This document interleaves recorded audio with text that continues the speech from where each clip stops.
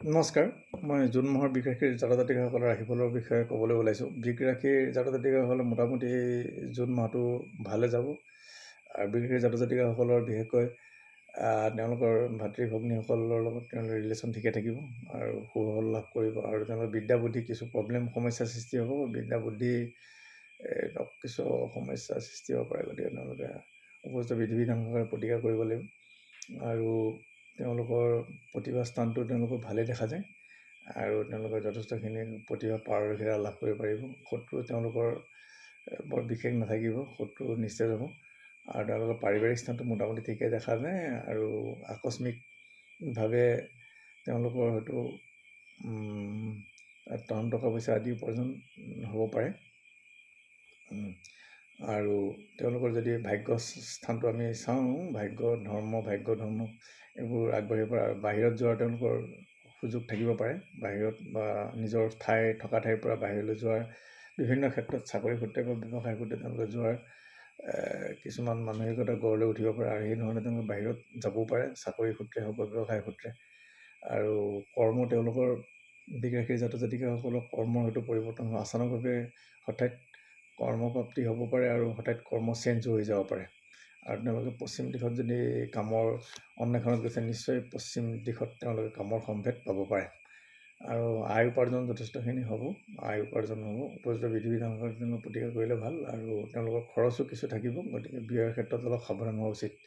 লগতে উল্লেখযোগ্য দিনসমূহ ক'ব বিচাৰিছোঁ, বৃষ ৰাশিৰ লগতে এইবাৰ জুন মাহত উল্লেখযোগ্য কিছুমান দিন আছে। 1 জুন 17 জেঠ ৰাতি 1:50 বৃহস্পতি সঞ্চাৰ হ'ব, গতিকে বৃষ ৰাশিৰ জাতক জাতিকাসকলৰ মোটামুটি ভালেই যাব কৰ্কট ৰাশিত সঞ্চাৰ হোৱাৰ লগে লগে। আৰু 31 জেঠ সোমবাৰ 15 জুন শনিদেৱৰ জন্ম জয়ন্তী তিথি আছে, গতিকে বৃষ ৰাশিৰ জাতক জাতিকাসকলৰ ভালেই। আৰু শনিবাৰে তেওঁলোকে শনি মন্দিৰত গৈ ধূপ দীপ নৈবেদ্য দি আগবঢ়াব পাৰে।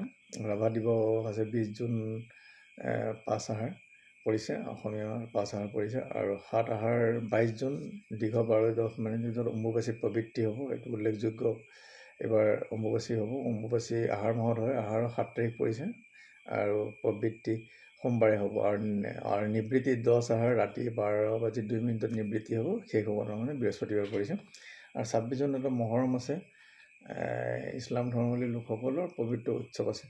11 আহাৰ পৰিছে, শুকুৰবাৰ পৰিছে। আৰু 14 আহাৰ 29 জুন সোমবাৰ পূৰ্ণিমা তিথি শ্ৰী জগন্নাথ দেৱৰ স্নানযাত্ৰা আছে।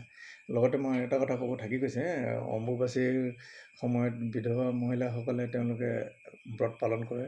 আৰু দ্বিতীয়তে ৰাতিপুৱা প্ৰাতঃ তেওঁলোকে কোনো আহাৰ খাব নোৱাৰে। আৰু বিশেষকৈ সৰ্পভয়ৰ নিবাৰণৰ কাৰণে এৱা গাখীৰ বা দৈ আদি খাব পাৰে, গতিকে খুব ভাল। আৰু অম্বুবাচীৰ সময়ত বিশেষকৈ যাগ যজ্ঞ পূজা পাতল এইবোৰ কৰা উচিত নহয়, যিহেতু অম্বুবাচী চলি থকা সময়ত। আৰু বিশেষকৈ মনটো পবিত্ৰ কৰি ৰাখিলে হ'ল, আৰু কোনো মঠ মন্দিৰত যোৱাটো উচিত নহয় আৰু পূজা পাঠ কৰাটো উচিত নহয়। গতিকে মই সেইখিনি সময়ত অকণমান, যিহেতু ধৰিত্ৰী হয়, আমাৰ অসুচি বুলি কওঁ, এইটো ভাষাত কি বুলি কোৱা হয়, এইটো ৰজস্বলা হয়, গতিকে তেনেস্থলত গতিকে আমি যিবোৰ বৈদিক নীতি নিয়মৰ আমি পালন কৰোঁ জ্যোতিষীয় আধ্যাত্মিকভাৱে, সেই নিয়মখিনি আমি পালন কৰা উচিত শুভ ধৰণে, ভাল ধৰণে। আৰু এই আছিল বৃষ ৰাশিৰ জাতক জাতিকাসকলৰ ৰাশিফল বিচাৰ জুন মাহৰ। ধন্যবাদ। মই ভিডিঅ'টো ইমানতে সামৰণি মাৰিলোঁ।